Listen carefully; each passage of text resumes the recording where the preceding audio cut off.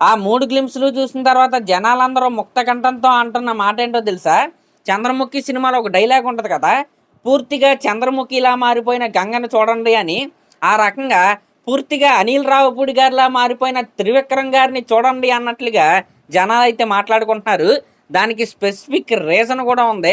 అదేంటో మనం ఈ వీడియోలో అయితే మాట్లాడుకుందాం. అంతకంటే ముందు మీరు గనక మన ఛానల్‌ని ఫస్ట్ టైం చూస్తున్నట్టయితే ఖచ్చితంగా సబ్స్క్రైబ్ చేసుకోండి. ఎందుకంటే లేటెస్ట్ సినిమా అప్డేట్స్ అన్నీ కూడా మన ఛానల్లో అప్ టు డేట్ అయితే ఉంటాయి. అవి మిస్ అవ్వకుండా ఉండాలంటే సబ్స్క్రైబ్ చేసుకోండి. ఇంకా మనం మ్యాటర్‌లోకి వెళ్ళిపోతే ఫస్ట్ ఆఫ్ ఆల్ మన వెంకటేష్ గారు రీసెంట్‌గా చేసిన సినిమాలేంటి? F2, F3, సైంధవ్‌ను పక్కన పెట్టేయండి.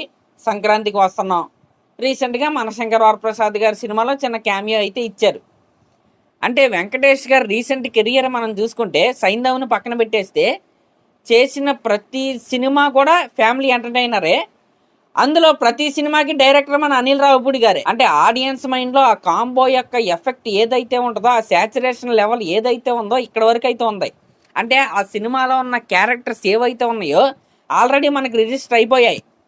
అది F2 సినిమాలో క్యారెక్టర్స్ కావచ్చు, F3లో కావచ్చు, సంక్రాంతికి వస్తున్నాం సినిమాలో కావచ్చు, ప్రతి క్యారెక్టర్ కూడా మనకి ఆల్రెడీ రిజిస్టర్ అయిపోయింది. ఇప్పుడు ఈ ఆదర్శ కుటుంబం సినిమా నుండి వచ్చిన ఒక్కొక్క గ్లిమ్స్ గురించి మనం మాట్లాడుకుంటే రీసెంట్గా వచ్చిన గ్లిమ్స్ గురించి మనం అయితే మాట్లాడుకుందాం. అంటే మొన్న వచ్చిన గ్లిమ్స్ థర్డ్ గ్లిమ్స్ అనమాట. దాంట్లో వెంకటేష్ గారి కూతురున్న క్యారెక్టర్ని అయితే మనకైతే ఇంట్రడ్యూస్ అయితే చేశారు. ఆ క్యారెక్టర్ ఏమంటుంది? నాన్న ఐఎమ్ ఇన్ లవ్ అంటుంది. ఆ క్యారెక్టర్ చూడగానే, ఆ మాట్లాడే విధానం చూడగానే నాకు మైండ్లోకి వచ్చిన క్యారెక్టర్ ఏంటో తెలుసా?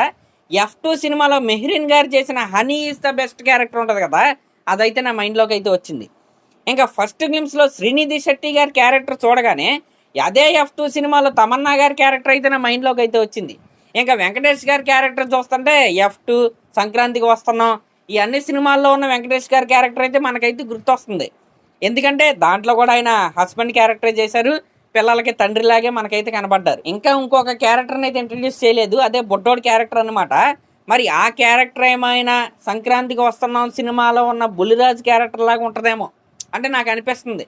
ఎందుకంటే ఇప్పటివరకు రివీల్ అయిన ప్రతి క్యారెక్టర్ కూడా అక్కడ ఉన్నట్టే ఉంది కాబట్టి. ఇంకా ఈ ఆదర్శ కుటుంబం గ్లిమ్స్ల నుంచి మనం చూసిన ఇంకొక క్యారెక్టర్స్ ఎవరో, నివేదా పేతురాజు గారి క్యారెక్టర్. ఆ క్యారెక్టర్ గురించి ఇంకా పూర్తిగా మనకైతే తెలీదు. చక్కగా హ్యాపీగా ఆవిడైతే నవ్వుతూ ఉంటుంది ఎవరిని చూసినా. ఇంకా నారా రోహిత్ గారు ఈ సినిమాలో పోలీస్. మరి పోలీస్కి వీళ్ళకి లింక్ ఏంటి? నెక్స్ట్ కమెడియన్ సత్య క్యారెక్టర్ కూడా మనకైతే కనపడింది. ఇంకా రఘుబాబు గారు కూడా మనకైతే కనపడ్డారు.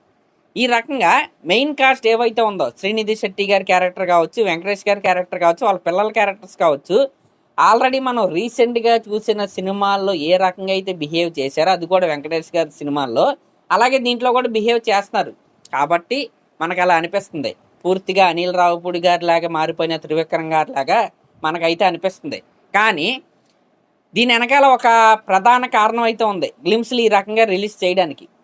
అదేంటంటే త్రివిక్రమ్ గారు వెంకటేష్ గారి కాంబినేషన్ అనేది అఫ్కోర్స్ గతంలో వీళ్ళిద్దరి కాంబినేషన్లో సినిమాలు వచ్చినాయి, కానీ ఆ సినిమాలకి డైరెక్టర్ త్రివిక్రమ్ గారు కాదు, కానీ పేరు వచ్చింది త్రివిక్రమ్ గారికి. ఎందుకంటే ఆ డైలాగ్స్ అదంతా రాసింది ఆయనే కాబట్టి.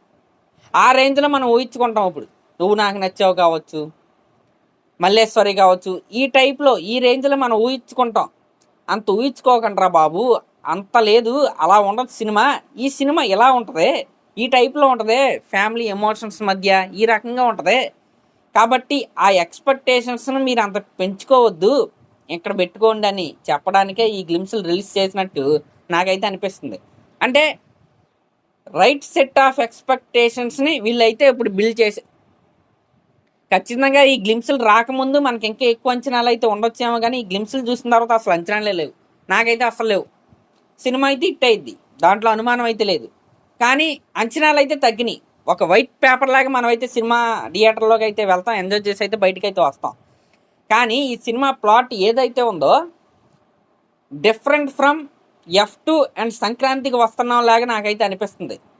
లేకపోతే రెండు కలిపి కూడా ఉండొచ్చు అని నాకైతే అనిపిస్తుంది. ఎందుకంటే దీంట్లో ఫ్యామిలీ కామెడీతో పాటు ఒక టాస్క్ కూడా ఉంటుంది. మీరు చూసుకుంటే ప్రతి గ్లిమ్స్లో లాస్ట్లో ట్రైన్ షాట్ ఒకటైతే చూపిస్తున్నారు, వాళ్ళందరికీ దెబ్బలు కూడా ఉన్నాయి. ఒక అడ్వెంచర్ కూడా మనం అయితే చూస్తాం.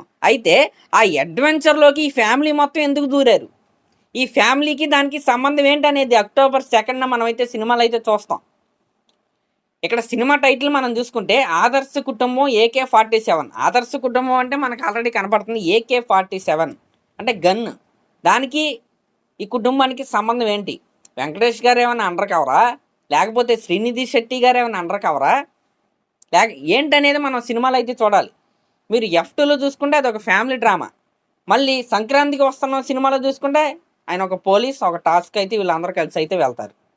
మరి ఆ రెండూ కలిపి ఏమైనా ఈ సినిమాలో ఉంటుందా, లేకపోతే ప్యూర్లీ కొత్త ప్లాట్ అనేది సినిమా రిలీజ్ అయిన తర్వాత మనం అయితే చూడాలి. కానీ అంతకుముందు చూసిన అనిల్ రావిపూడి గారి సినిమాల్లాగా ఈ గ్లిమ్స్లు అనిపించడానికి కారణం అయితే ఇదే. ఆ క్యారెక్టర్స్ బిహేవియరు అదంతా అంతకుముందు చూసిన విధంగా అయితే ఉంది. ఇంక ఇది పక్కన పెడితే దసరాకేమో ఇప్పుడు ఈ సినిమా, సంక్రాంతికి మళ్ళీ అనిల్ రావిపూడి గారి సినిమాతో మన వెంకటేష్ గారు అయితే వస్తున్నారు. అంటే ఈ సినిమానే అనిల్ రావిపూడి గారి సినిమా లాగా ఉందంటున్నారు, నెక్స్ట్ వచ్చేదే అనిల్ రావిపూడి గారి సినిమా.